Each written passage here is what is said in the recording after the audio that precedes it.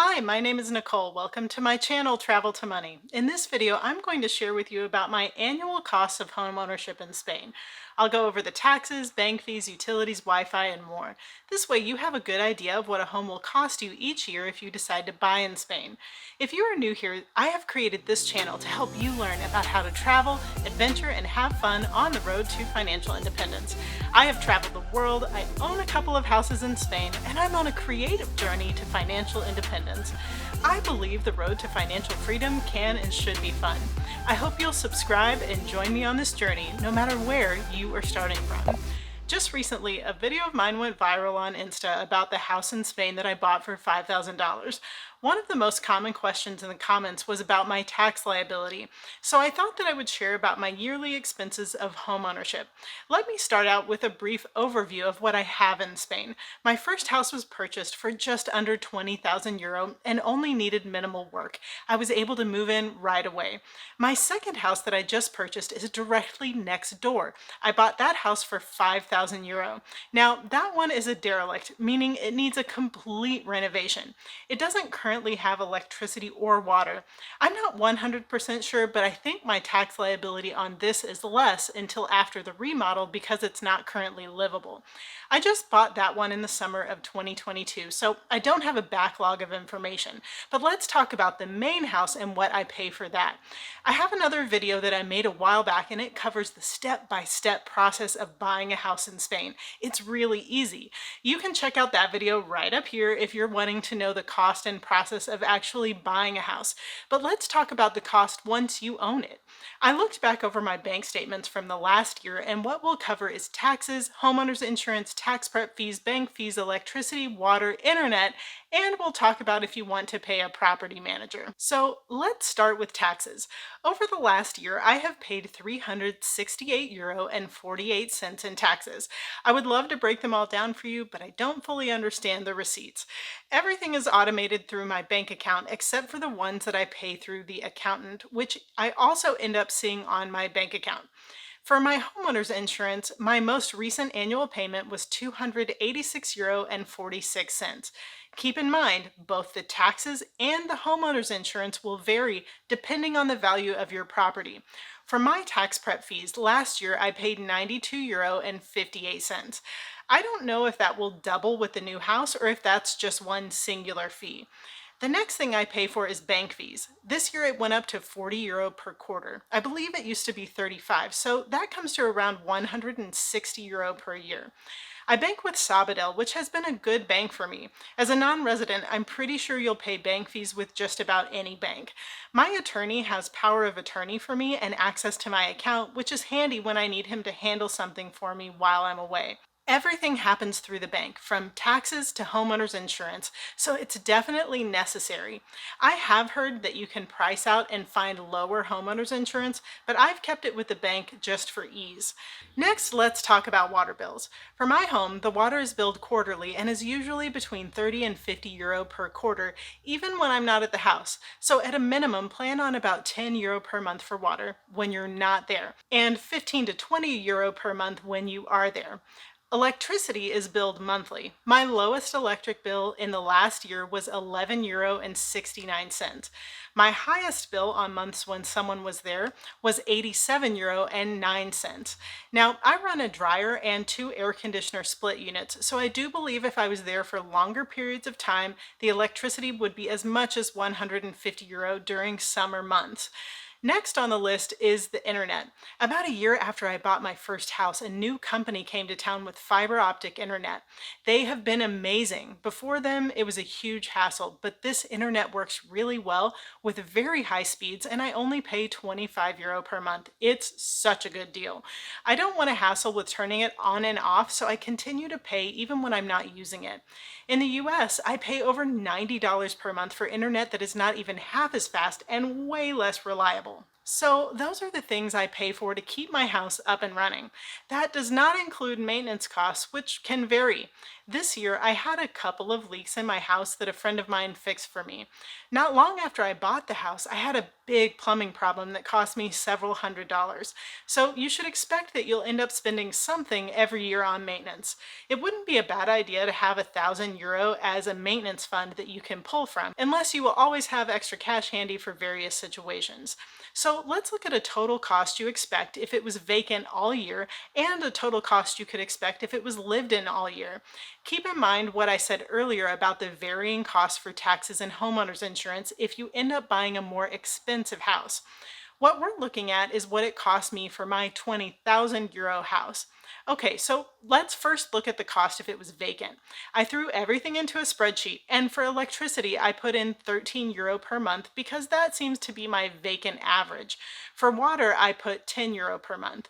Everything else stays the same. My annual cost would be €1,483.52. That makes €372.87 per quarter. If you break it down monthly, that comes to €123.61 per month. Not bad, but if you're not using it, it may not be worth that to you. Okay, now let's look at the cost if you're living in it full time or if someone is living in it. The only prices that change are electricity and water. I put €100 per month for electricity. Even though it can be higher than that, I do believe 100 would be more of the average. For water, I put €15 per month. Okay, the annual total in this case comes to €2,587.52. That's not bad for a house that's well lived in. The cost quarterly would be €646.87. The cost monthly would be €215.61. Because my house is used sometimes by me, sometimes by friends and family, and often sits vacant, my costs will end up falling somewhere in the middle of the numbers I mentioned. One of the things that I did not include in those numbers were the cost for my car, but I can address that briefly. I purchased a car just before the pandemic for €1,400. It's a really old Honda CR-V, but it was in mint condition and I love it. I talk about the process of purchasing a car in Spain, and you can see that video right up here. Anyhow, the only costs I have for the car each year are insurance, maintenance, and I have to get an ITV, which is basically an inspection. I go through an English company called AIRBNB for my insurance. I pay once per year, and my cost currently is €283.21. That comes to $23.60 per month. Maintenance will obviously vary. The cost of an ITV will usually be around €30 to €50 depending on the vehicle. Even though that means I'm paying about €30 per month even when I'm not using the car, it's really nice to have to not hassle with rentals, even though car rentals can be pretty cheap in Spain.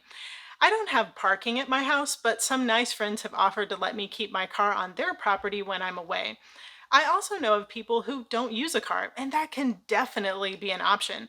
Our little town has a bus that goes a couple of times a day. It will take you to another town 30 minutes away where you can get a train to the bigger cities like Valencia. I jump around too much, but everything in our town is walkable, so if you were just going to live there, you wouldn't need a car. Okay, now I want to talk about property management and care. I live on a street that is a mix of expats and Romani people, also known as gypsies. I use the term Romani people as the term gypsy is considered derogatory. This people group is looked down upon in Spain, and after having lived on a street with them for the last few years, I can say that I have very mixed feelings. I've never felt unsafe for a moment. Many of these families are lovely and are no different than you and I. They have acclimated well to this area. Unlike the tent cities that you might think of when you hear about Romani people groups, these folks either own or rent homes on the street. Regardless of the fact that it is safe, it is noticeably different, and this is one of the reasons I was able to purchase my homes at such a low price. The real estate agent told me about it before I bought my first house, and my only question was, is it safe? As long as I'm not in danger, I'm not really worried. And I would say that Spain in general is very safe. Physically, you're not likely to be harmed, though I'm only speaking about tourists. I have no idea about domestic violence rates. The one thing I think Spain is known for are thieves. The area where you can do the most to guard yourself is in the area of protecting your valuables, including your house. When I was in Spain a few years ago, I made the mistake of putting a bag in my trunk after I had parked somewhere. Someone was watching me, broke into the back window, and got the bag out of the trunk. The most difficult part of that was losing my passport. Right up here is a video about what to do if you lose your passport or have it stolen.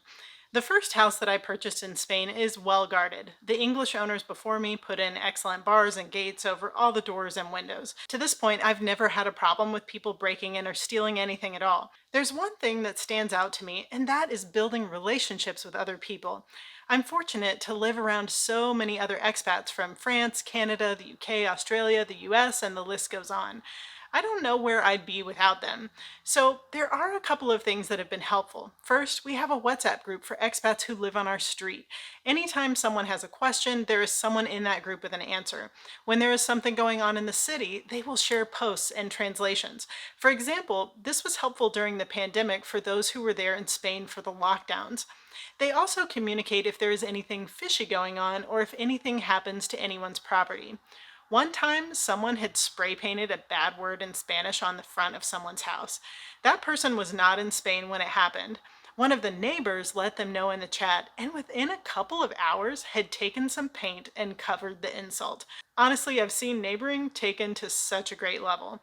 Everyone watches out for each other, and it's quite lovely. Speaking of relationships, for me, having good relationships with the Romani people on the street is good too, and many of them look out for me as well, even though we might not be able to communicate as easily. Sure, there might be some of them that are less than pleasant, but I'm not going to put the whole community of people in a box. Just like I don't want to be put in a box as an American. Americans can have a really bad rap overseas, and I appreciate when people from other countries give me a chance to be something different than what they've seen before, or give me a chance to learn and change if I've done or said something that's counterproductive. Anyhow, in addition to just building relationships with people who will look out for you and your property, you could also hire a property manager. We have a local Facebook group that I'm part of in my small town. In addition to the WhatsApp group on my street, this Facebook group has been a great place to ask questions. I posted there that I was looking for a bilingual property manager, and I've had two over the last couple of years. For me, what this entails is that if I have a friend or family member who is going to use my house, I ask them to pay the property manager a cleaning fee. The house is prepared before they arrive and cleaned afterward, and this person will meet them with the keys. When I have friends or family stay at the house, this is the only cost I ask them to cover. Now, if you wanted to, you could pay this person yourself to go clean and check on the house once per month. Houses that just sit for a long time can get really musty, so it wouldn't be a big expense to have this done. Maybe €50 per month to have someone check on the house, dust it, mop it, and let it air out for a bit. I have also considered letting digital nomads use my house for free if they only covered the cost of electricity they use. This way, the house isn't just sitting empty for months at a time. I haven't gotten to that yet, but maybe I'll make the right connections and get that rolling at some point. Okay, well, I hope this video has helped you in some way. Please give it a like and subscribe to join me every day where travel and adventure build financial freedom. I can't wait to see where your dreams will take you.